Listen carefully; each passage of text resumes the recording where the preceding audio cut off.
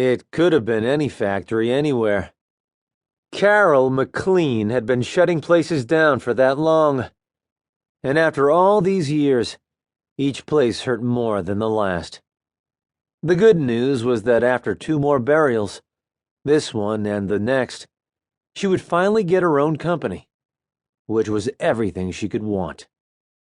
Today was the Battle Bay Pulp and Paper Mill in northern Wisconsin, and after a breath, she went into the lunchroom to deliver her news. She had come expecting to introduce herself and finish this hardest part of things in a couple minutes. Instead, she pulled a metal folding chair to the wall behind the men. They couldn't have numbered more than 40, and they didn't begin to fill this lunchroom that had once served several shifts.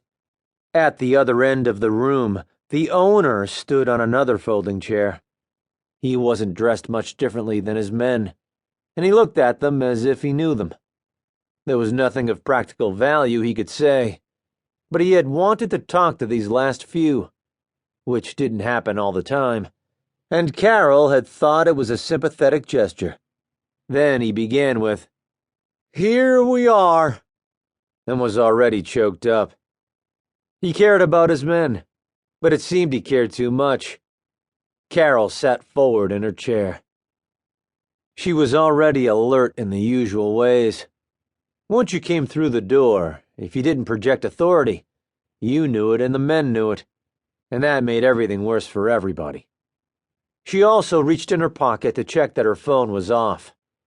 When it came time for her to say what she had to say, the men should know they were all that was on her mind. The owner said, "Most of you knew my father, but my grandfather—" The men shifted in their chairs. The owner said, "With your skills and dedication," and made something like a sob. Carol got up.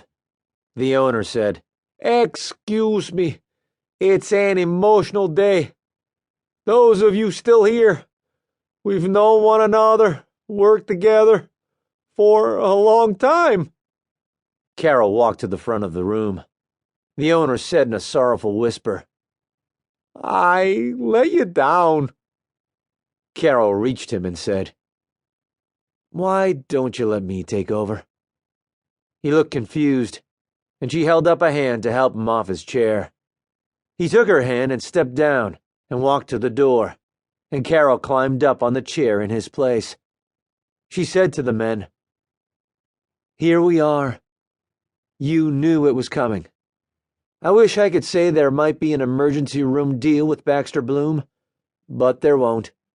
These old buildings will be tear-downs when we get what we can get for what's inside. Your owner has promised you and set aside 2 weeks' pay. I'll make sure that you receive it. If you have any problems, you can find me in the offices."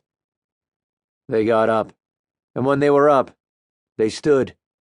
They were the oldest and the last, and they just didn't want to leave yet.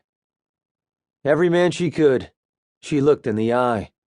Her father had been a machinist for a supplier outside Detroit. He had died at his bench because that was who he was and what he did, and, finally, all he had besides his 4 packs a day. To the men here, Carol said, "I'm sorry," and she meant it. In her heart, she also said it to her father. It was out of bounds for Carol to tell herself that she hurt when she closed places down and fired people, but she did, and it felt as if all of the closings and firings had piled up on top of her. One more, and she'd be out from underneath them. Instead of an undertaker, she'd be a CEO. All right, she'd be a backdoor CEO in some pocket-size outfit. Nothing the equity partners at Baxter Bloom could ever dream of wanting, but Carol had always dreamed of it. For now, she still faced the men of Battle Bay. She said, "There's information on the sheets outside, and your union has material for you." She nodded to them and said, "Good luck." A few at first, and then all of them, turned and left, and Carol got down from her chair. When she reached in her pants pocket,